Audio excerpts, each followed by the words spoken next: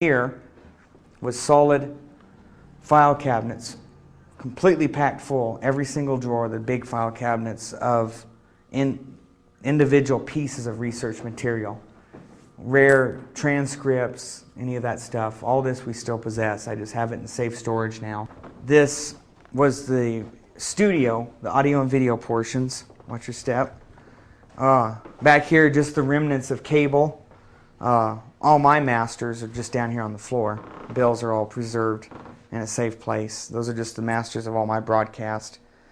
And in here was audio and video setup and all our duplication, order fulfillment. And here is the famous microphone that Bill loved so much and talked about on the air, the RCA tube mic right here. He really liked this microphone a lot. From when he got it, that's all he used on the broadcast. How old is it? Oh, 40s. This is one of his Vietnam service medals. Now, some of his were just destroyed over the years, moving. So he had put together this batch prior to his death because he wanted to kind of make it an assemblage of the medals that were over there at the time that people were earning for the Qua Viet website. And this one's the Republic of Vietnam's service medal. Here's the commendation medal. And above them you see the ribbon that you wear. This is really for decorative purposes only.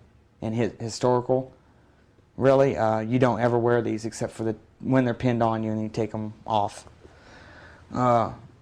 This one right here is Naval Service. And here is National Defense Service Medal. These, some of these pieces down, well, all these pieces down here were some of Bill's favorites that he had in his work area on display. That was his Say No to the UN plaque he got from the Lansing, Michigan speech. That tape will be familiar to many in the audience. Because when I'm here, I'm just Bill Cooper. I'm talking to you from my heart. When I'm on the radio, I am on a mission. And that mission is to slap people upside the head and wake them up and even make them hate me, if that's what it takes to get them to go examine what I'm telling them to find out that it's right. You see, I don't care how it's done as long as they wake up. And if I have to be the bad guy that they're going to hate for the rest of their life, that's okay with me if I wake them up. And Bill writes from a very old print, and they fixed it to that wood placard and gave that to him, some of his friends. The Saint casting out Lucifer. That was by the kitchen. This is one of his all-time favorite records ever. Love is a Gentle Thing. Here's a nice reproduction of the Declaration of Independence for the States of America. And here's a leather embossed plaque that Eva and I had gotten Bill for his birthday back in 1999, 2000, one or the other. It's the prayer at Valley Forge from the famous painting of George Washington praying, asking for guidance. Has this copper engraved plate and raised of JFK, John Fitzgerald Kennedy, the 35th president. This is one of Bill's favorite pieces, hung in the hall entryway of the house. I don't know where he even got this, but he really liked it and made sure it was always up wherever he moved.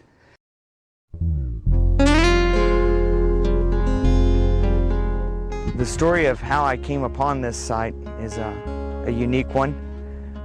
Tasked with having to find a site and not much time, I went to the city of Springerville, and this was one of the few things that worked out smoothly following his death, and at least with all the arrangements. I went down there. The city personnel in Springerville knew my situation and why I was there. They gave me the funeral plot on a handshake and let me pay it off a month later. And they even had the city working crew, the field crew that would have to dig it, come out after hours that day when they could have been home because they weren't getting paid and meet me. It's an old cemetery, basically a very crude mapping system because of the age of the graves. I met Tom, the city crew member, right down there at the entryway, and I parked. He was behind me. And I got out of the vehicle, said, hey, let's take a look. And he goes, well, let's just start walking around and see what you think. And I saw this elm tree here and was drawn here almost like magnetically. It was really strange. And the hair on my neck almost stood up the whole time. And I walked with a purpose straight to that tree and then looked over here and walked straight to here. No hem-haw, skipped a lot of space. And I look out here, and it's the exact view that Bill loved in the mornings, afternoons, whenever, but afternoons his favorite. It's the same view we had from his back porch where we would barbecue and sit and listen to shortwave radio at night and watch the sunset and the snow, and just beautiful. He loved it. He talked about it on the radio often. So I'm standing here, I'm looking at this, and it's amazing. I'm still getting this chill feeling. And I look over like this, and there's Bill's house, perfectly in line. And this is essentially the exact same elevation and line of his back porch where he always sat and enjoyed the view of this valley, the round valley here. And I said, well, what about this spot here? And he says, oh, I think that's taken. So he pulls out this map, a lot of it hand-drawn and added to. And lo and behold, he goes, well, I'll be dang, there's 2 spots open here. I thought they were full. And I said, I want this one no matter what. The gentleman, Tom, he circled the area with cones and parked a vehicle here and notified the city crews that no one wanted to get this spot because it was for Bill. And that's pretty much how it happened.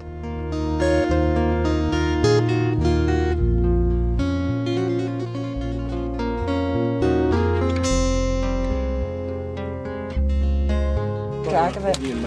Here's North Carolina. Okay, so there's at least Okay, a description of North what's Carolina being put down now. writing down what's the close These are from Michigan.